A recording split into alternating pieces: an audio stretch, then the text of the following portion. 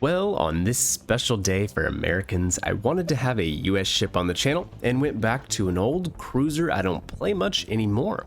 We ended up having a pretty fun match in her with a solo warrior, which doesn't happen every day. And I think it's made even more fitting for the US Independence Day by the main antagonist in the video being a British cruiser. So grab yourself a hot cup of coffee, sit back, relax, and enjoy.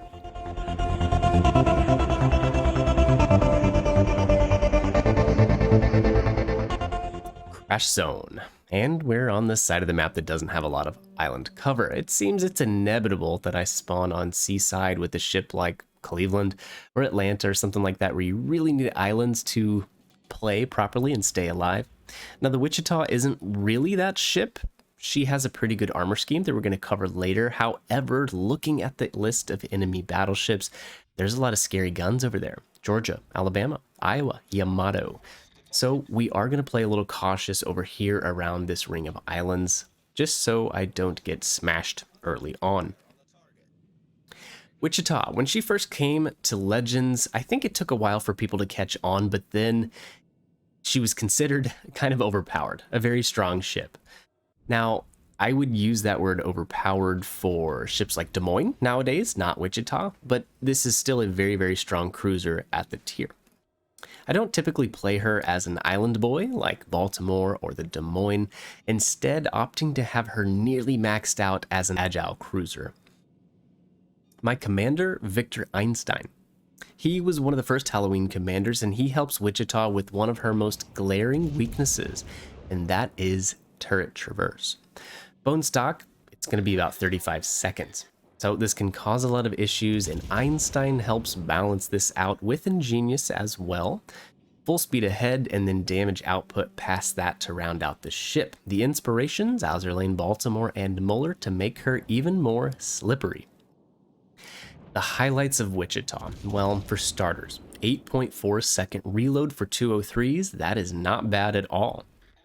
Worth pointing out though, the armor-piercing shells that which she fires, it's not like the Des Moines, the Baltimore, the New Orleans, or the Pepsi-Cola, it's just standard AP. It doesn't have that improved penetration angles that the American heavy AP gets, but still, that 8.4 second reload, it's going to put her at one of the highest HDPMs of all of my heavy cruisers at tier 7, going to outscore the Mogami, Baltimore, and so on. Now, with the armor-piercing ships like Hipper and Baltimore, we'll take back over in the DPM department, but when slinging HE, Wichita does it with some of the best in the game. As her health goes, it's not great, but what she does have is a very, very strong armor scheme, and I'm going to show you why.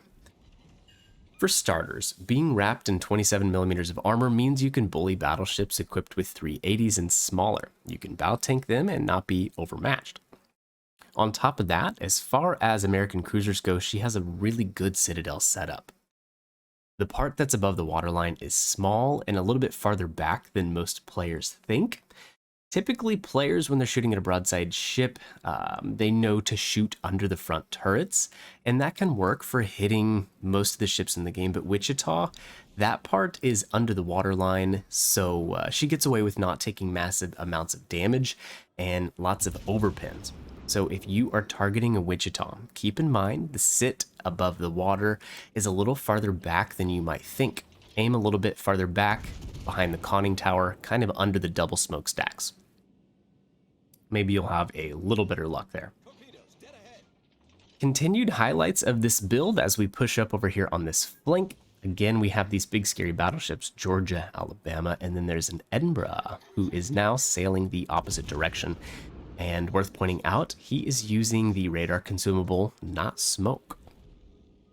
Back to the Wichita. She is a very, very shifty ship when set up for it.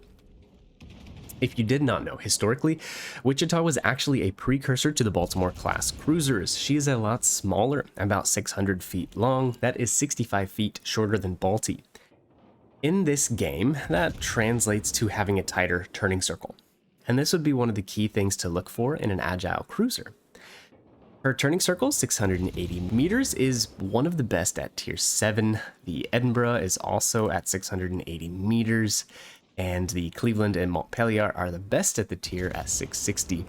but it's very good, and it makes her easy to juke and jive and dodge, as we are going to demonstrate quite a bit in this game. Speed is okay, 36 knots, and my rudder is around 2.7 seconds, which again we're going to demonstrate is fast enough. She has a pretty standard layout of sonar and radar that reaches 9 kilometers and lasts for 30 seconds. On that note, of course, I should be using that radar to hunt and kill the enemy destroyer, but we got a little lucky this game. The Reds had a suicidal Somers who sailed right into B at our team early on.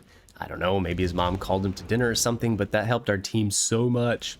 A well-played Somers can melt a team. Anyways, it might seem like we're being a bit of a backline Betty, but always remember your role, and really Wichita is still a support ship, just like other American heavy cruisers, and it's not our job to directly engage battleships or other ships head on if I don't have to. I want to save my health. I find the longer you stay alive in a game with a ship like this, the more valuable you become. Now the Edinburgh, we have scared him away, so it is not worth following him anymore. And I see a lot of players get this wrong. There's nothing more frustrating than seeing one little red ship kite away half of your team. I think it would help the player base a lot just to work on not having tunnel vision so much. Take a second just to stop, look at the map, and see what's going on. And as we're doing that, we can see that there is a lot of work that needs to be done at B. The Iowa and the Georgia, when they left our flank, what they're doing is they're getting some pretty good crossfire opportunities on our other ships over on the A cap. So they're going to overwhelm those ships, cause a lot of damage, and it looks like we're probably going to lose the A side eventually. I know now things look good. We're up. We have 580 points. We're up on ships, but just from the crossfires from these front battleships here, it's going to be rough on the rest of our team over there. So we're going to move up to try to help. We have a Champagne in our division and an Akazuki who is going to move in and try to cap B. The Iowa is on life support, but is undoubtedly being kept alive from will to rebuild, which may be one of the most broken skills in the game. No, it is the most broken skill in the game. I think it's fine to stay. It's a cool addition to the game. It kind of promotes team play a little bit, but I would like to see some sort of a limit placed on it. Let's say at level 4, a cap of 15% of a ship's total health pool. So in Iowa, that would be about 10,500 points you could heal back, and after that, it would stop working. But anyways, I don't work for Wargaming. A lot of people have given this suggestion. I think most of the CCs think it's pretty broken. But anywho, for the foreseeable future, none of the community managers have responded about it, so I think it will be in the game to stay for a while. So our DD is capping B, and we just need to support him and keep him safe. Now, these are broadside ships. I probably should be... Okay, good. I switched over to armor piercing. But the armor piercing is definitely lackluster compared to the other American heavy cruisers, and you will see that here. We are using Fixated and punch through, which helps it a little bit, brings it up a little bit, but definitely a lot of shatters are going to be happening. Speaking of shatters, the high explosive shells, they are 203s, so we can punch through about 33 millimeters of armor. Yamato is one of those interesting ships. We could actually penetrate and deal damage to her upper belt, but her deck is, I believe it has like 57 millimeters of armor, so we're going to be shattering all of our high explosive shells there. Again, watching this back, I would have liked to see myself use armor piercing a little bit more, but hey, hindsight's always 20/20 when watching a replay back. So unfortunately, we lost our destroyer in B cap before he could finish capping it. The Edinburgh moved up, made a really good play with radar, and now we're down by 3 ships. Things are not looking that great right now. What I need to do, since our Akazuki died, is immediately sail into the edge of B and start capping, or at least stop the Reds from accruing points, but it takes me a little bit longer to kind of piece that together than I realized at the time. So yes, we are getting defend medals over on the A cap, trying to deal some damage, be a nuisance, and maybe help keep the ships alive over there a little bit longer, but I definitely need to cap B right now, and we're going to move in and start working on that. Witchy doesn't have a lot of alpha potential against battleships, especially, so right now the cogs are turning in my head that probably only going to be winning this one on points. There's just no way that I'm going to be able to gun down all of these big battleships that are left. Georgia, Yamato, Alabama, they all have quite a bit of health, and while the Iowa's going to go down, we still are losing quite a bit. With a couple good jukes, we are still at full health. So we're simply going to sail in, smash our nose against the rock, get the cap while we're staying concealed, and hopefully our Alaska, I believe it's in Alaska over there, can stay alive just a little bit longer, keep their attention away while we cap, and then we can head out to sea and try to survive. The bad thing, there's enough time left in the game that if they cap B, they're still going to pass me in points. So I'm going to have to stay alive while resetting B cap. Overall, if any ship can do this, the Wichita can. Now, I'm sure the question will be asked, will Wichita ever come back to the game for general purchase, or how do I get my hands on her? I would say no, it's not going to come back to the game. They're not going to sell it outright. The only chance of obtaining her, as far as I see it, would be from a crate drop in a Super Santa 22 crate this winter. She would be a super prize, along with the Belfast, the Ognavoy, the Jean Bart, the Ochakov, and the Mikhail Kuchesov. The drop rate, 0.05%. It's extremely low and extremely hard to get. But I don't see her ever coming back for general purchase. I think she overperforms, just like the Ochakov and the Jean Bart. They're just better than other premiums and tech tree ships, and because of that, Wargaming doesn't want them running around en masse. Who knows? I may be wrong. We shall see. But for the foreseeable future, unless you want to gamble quite a bit this winter, you won't be getting your hands on this ship. All right, the battle is joined. 1v4. And the Edinburgh is moving towards us, and we're just going to keep resetting him. We do have 2 more heals that are going to play a part in keeping me alive. Like I mentioned earlier, they're good for about 6,300 health apiece. And mostly, we're trying to tank the Edinburgh shots without taking a massive hit from the Alabama back there.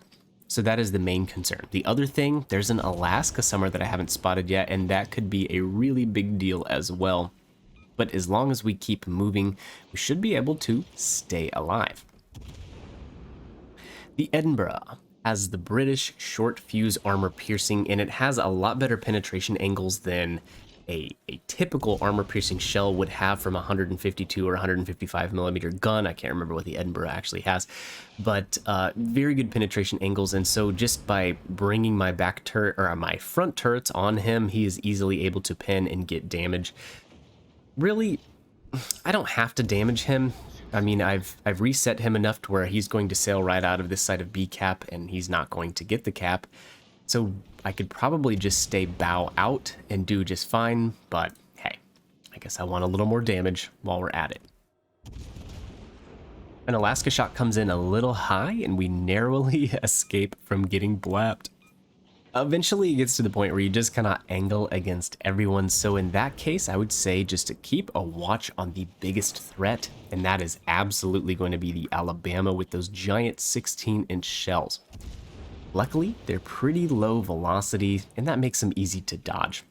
37 seconds left, and things are looking rough. Luckily, we get a heal right at the right time just to stay alive, and we need to make sure we don't get stuck on this island here.